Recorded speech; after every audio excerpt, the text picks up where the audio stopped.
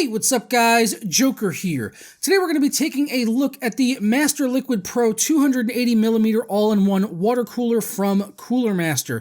This particular AIO is going to be available starting on November 29th for $129, and we are expecting to see other sizes available as well, like 240mm, 140, and 120 to fit all of the different cases out there that you guys may be using. But we are testing the 280mm version here today, and we will be doing testing inside my glorious build since all of the numbers are fresh in there, and we were just testing in there yesterday on the Deep Cool Captain 240EX, so we will be using that as a basis of comparison later in the video on the overclocked FX 8370 from AMD. But let's first go ahead and take a look at what comes along in the box. You do get all of your mounting hardware, obviously, for Intel as well as AMD, and they did include a tube of thermal paste.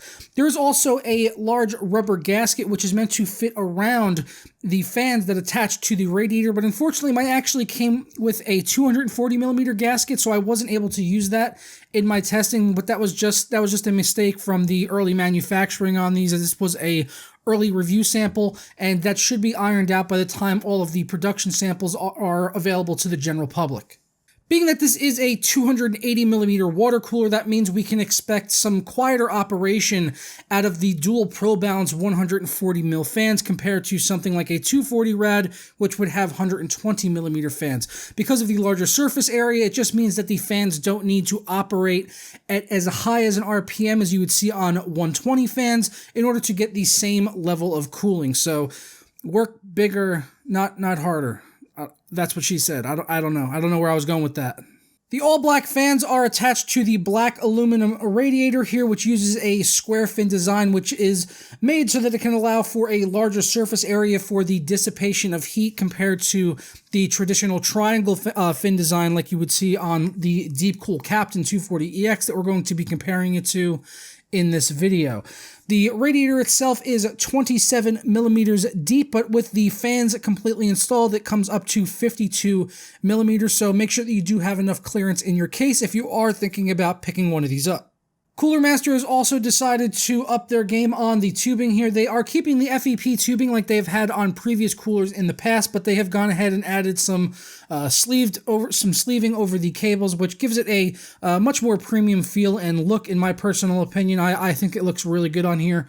You guys can let me know what you think down in the comments below. And they are also using a dual chamber pump here, which does have a blue LED on it. So sorry guys, no RGB or anything on this one. You just got the blue LED inside the transparent pump window, which does say CoolerMaster across it on there.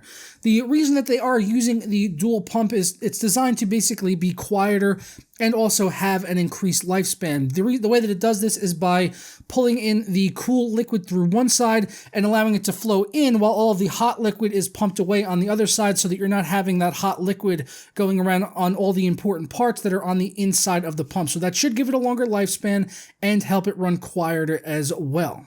But now let's go ahead and do a quick noise test on the MasterLiquid Pro 280, running here in my glorious build along with the FX 8370, which I do have overclocked to 4.4 gigahertz. We ran this while using IDA 64 at max load, as well as turning it off, as you will see here in the noise test.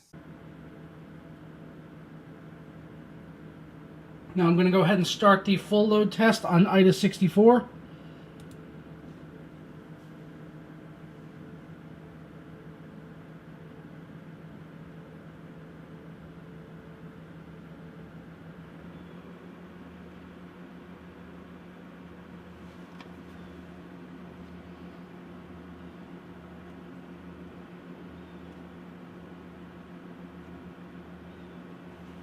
Through my testing, I was seeing the idle temps anywhere around 20 to 23 degrees Celsius, running really cool and also staying pretty quiet as well. The pump in here, I didn't hear any sort of like trickling water noises like I usually do here on my main build where I have the EK Predator 240, which is a great cooler, but it is kind of noisy in comparison to the CoolerMaster one that I am using here. I'm constantly hearing, water running through the system when the CPU is ramping up and needing a little bit more cooling power from the EK Predator 240.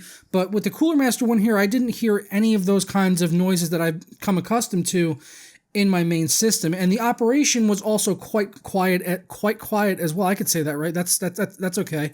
But the idle temps I was seeing anywhere from about 20 to 23 degrees Celsius, and when running under full load with that same overclock at 4.4 gigahertz on IDA 64 at full load, I saw the average Nmax at about 49 degrees Celsius. That was the highest that it went, and that's where it pretty much stayed through the entire run, where I had IDA 64 going for about an hour.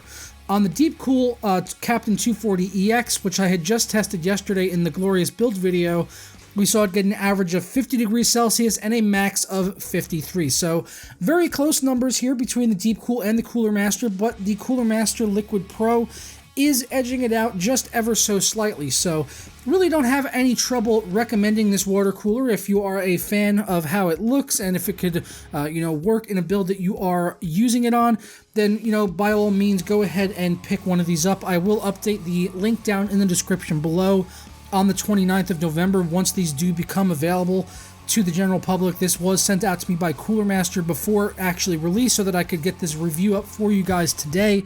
So just keep that in mind, that they're not going to be available as soon as you are seeing this video. But like I said, I've got no trouble recommending this cooler. It's a really good progression from the previous Neptune coolers they had out there, where they were using FEP tubing. It really seems like they listened to a lot of the feedback that the community gave them by, including the braided cables, sleeving on those FEP tubing, I should say.